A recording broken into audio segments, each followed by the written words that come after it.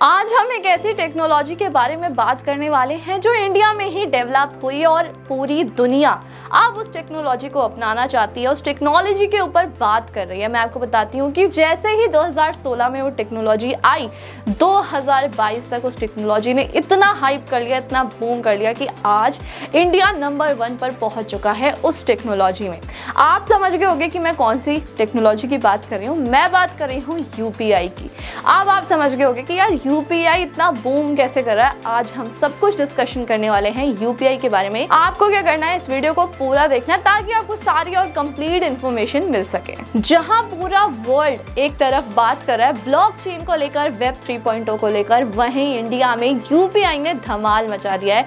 यहाँ तक कि अब बाहर वाली कंट्रीज यानी कि अदर कंट्रीज भी अपनाना चाहती हैं यूपीआई को, क्योंकि इतना आसान तरीका होता है। सिर्फ एक क्लिक करो, 3 से 4 सेकंड में पैसा बैंक टू बैंक ट्रांसफर हो जाता है। कोई हसल ही नहीं है, कोई मीडिएटर ही नहीं है। तो अब आप सोच रहे होंगे कि यार यूपीआई इतना बूम कैसे कर गया, एकदम से कैसे इतनी इसकी हाइप हो गई। 2016 में थोड़ा सा कम था, लेकिन 2022 आते आते और अब 2023 में भी इतना बूम कर गया यूपीआई कि आजकल हर बच्चा स्मॉल वेंडर्स पर भी अगर हम जाते हैं, सब्जी खरीदते हैं, फ्रूट्स खरीदते हैं, हर जगह हम यूपीआई से ही पेमेंट कर रहे होते हैं।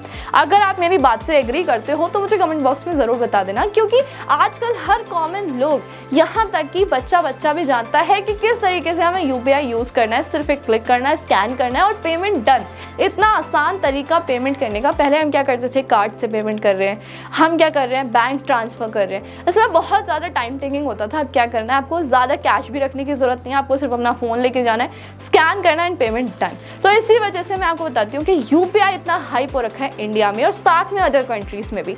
मैं आपको बताती हूँ 4 ऐसे रीजन जिसकी वजह से यूपीआई ने इतना बूम कर लिया। सबसे पहला रीजन तो यही होता है कि ये बैंक टू बैंक ट्रांसफर होता है। इसमें कोई मीडिएटर होता ही नहीं है, जिसकी वजह से कोई हसल नहीं होता। सीधा बैंक से हम ट्रांसफर कर रहे हैं और दूसरे बैंक अकाउंट में ही ट्रांसफर हो जाता है। कोई भी ट्रांजैक्शन कॉस्ट इसमें नहीं लगती, बिल्कुल फ्री होता है। साथ में मैंने जैसे आपको बताया कि इसमें बहुत जल्दी पैसे ट्रांसफर हो जाते हैं, आपको वेट करने की जरूरत ही नहीं है। आपको एक क्लिक किया, पिन डाला और पेमेंट डन। साथ में ये 24/7 अवेलेबल होता है। आपको जब भी पेमेंट करना है आप कर सकते हो। आपको बैंक जाने की जरूरत नहीं है, एटीएम जाने की जरूरत नहीं है, आपको बैंक ट्रांसफर करने की जरूरत नहीं है। आपको सिर्फ यूपीआई टू यूपीआई पेमेंट करना है और आपका पेमेंट हो जाएगा। इसलिए मुझे ऐसा लगता है कि ये 4 रीजन ही हो सकते हैं जिसकी वजह से इंडिया ने इतनी जल्दी यूपीआई को एक्सेप्ट किया और उसको इतना हाइप कर दिया। साथ में मैं आपको ये भी बताना चाहूंगी कि अब इंडिया में पर डे 23 करोड़ से भी ज्यादा यूपीआई पेमेंट्स होते हैं। आपको ये पता है कि गूगल ने भी यूएस गवर्नमेंट को सजेस्ट किया है कि हमारी कंट्री में भी एक यूपीआई जैसा पेमेंट प्लेटफॉर्म होना चाहिए।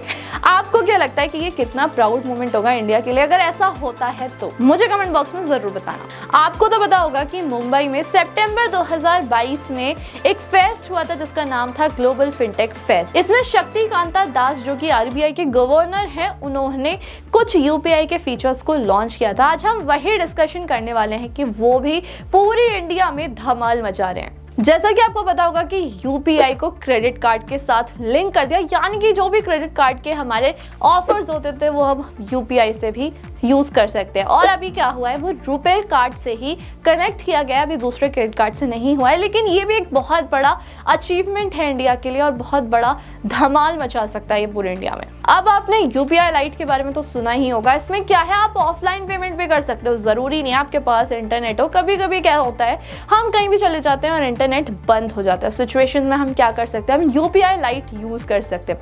यूपीआई लाइट कैसे यूज होता है मैं आपको बताती हूँ। उसमें आप जैसे कि वॉलेट में हम पैसा रखते हैं, जैसे पेटीएम में हम अपना वॉलेट में पैसा रख लेते हैं, वैसे ही आप 2000 तक का अपने वॉलेट में डाल सकते हो, यूपीआई लाइट में डाल सकते हो। जब भी आपको नीड पड़े आप 500 रुपए तक का पेमेंट कहीं पर भी कैसे भी कर सकते हो बिना इंटरनेट के। लेकिन अभी लिमिट 500 और 2000 ही है, हो सकता है आगे बढ़ जाए, लेकिन ये भी बहुत बड़ा अचीवमेंट है। अब क्या होता है कि बहुत सारी जगहों पर आज भी इंटरनेट नहीं होता, स्मार्टफोन नहीं होता। अब क्या हो गया, अब आपको स्मार्टफोन की भी जरूरत नहीं है। पहले क्या होता था, सिर्फ स्मार्टफोन से ही पेमेंट होते थे। आपको क्या करना है, एक नंबर पर मिस कॉल मारना और मिस कॉल मारते ही आपका यूपीआई पेमेंट हो जाएगा। वो नंबर आपको स्क्रीन पर आ जाएगा, आप वो नंबर भी देख सकते हो। साथ में आपको क्या करना है, आपको सिर्फ नंबर पर मिस कॉल देनी है, कुछ पेमेंट प्रोसीजर होते हैं वो पूरे करने हैं और आपका बिना इंटरनेट, बिना स्मार्टफोन के जो भी पेमेंट प्रोसेस है वो पूरा हो जाएगा। अब मैं आपको एक ऐसा फीचर बताने वाली हूँ जो 2020 में लॉन्च हुआ था, लेकिन उससे भी यूपीआई को बहुत ज्यादा फर्क पड़ा था और बूम हो गया था। वो क्या था मैं आपको बताती हूँ, ऑटो पेमेंट वाला सिस्टम। 2020 में जब ये लॉन्च हुआ, अब क्या होता है हम बहुत सारे प्लेटफॉर्म्स यूज़ करते हैं, क्रेडिट कार्ड के बिल्स होते हैं या फिर हमने कोई ईएमआई बनवा रखी है, उसमें क्या होता था पहले क्रेडिट कार्ड नंबर डालो, फिर ओटीपी डालो, पिन डालो, उसकी वजह से बहुत ज़्यादा टाइम लग जाता था। अब इसमें क्या होता है यूपीआई में अगर आप ऑटो पे का ऑप्शन चूज कर लेते हो तो आपका अमाउंट जो है वो ऑलरेडी अकाउंट से डिडक्ट होता रहेगा, आपके जो बिल है वो टाइमली पे होते रहेंगे, साथ में आपको कोई भी ऐसा इश्यू क्रिएट नहीं होगा। मैंने आपको यूपीआई के बारे में बहुत सारी बातें बताई, लेकिन उसके डिसएडवांटेजेस तो बताए ही नहीं, एक बार वो भी डिस्कस कर लेते हैं। सबसे पहले तो कोई नेटवर्क इशू या फिर बैंक सर्विस इशू होता है तो उसमें आपका पेमेंट डिले हो जाता है। अगर मैं दूसरे पॉइंट की बात करूं तो 48 आवर्स लगते हैं कम से कम आपका अमाउंट डिडक्ट होने के बाद क्रेडिट होने में, और इसमें सिर्फ 6 डिजिट का ही पिन आप डाल सकते हो जो ज्यादा सिक्योरिटी आपको प्रोवाइड नहीं करता। लेकिन फिर भी अगर हम कंपेयर करें डिसएडवांटेजेस को एडवांटेजेस से तो ऑब्वियसली एडवांटेजेस ज़्यादा हैं, डिसएडवांटेजेस कम हैं। और यूपीआई ट्रांजैक्शन आजकल ऐसे हो गए हैं कि हर कोई बहुत इजी पेमेंट इसमें कर देता है। लेकिन जब भी आपको यूपीआई पेमेंट करना है तो एक चीज़ सबसे पहले ध्यान रखनी है कि पेमेंट को बहुत ज़्यादा सेफ्टी के साथ करना है, किसी को भी अपनी यूपीआई पिन नहीं बतानी है। तो जैसे कि मैंने आपको बताया कि अब यूपीआई दूसरे देश भी लागू करना चाहते हैं, अपने देश में लाना चाहते हैं, तो मैं आपको बताती हूँ कि फ्रांस और इंडिया के बीच में एक बहुत इंपॉर्टेंट पार्टनरशिप हुई है।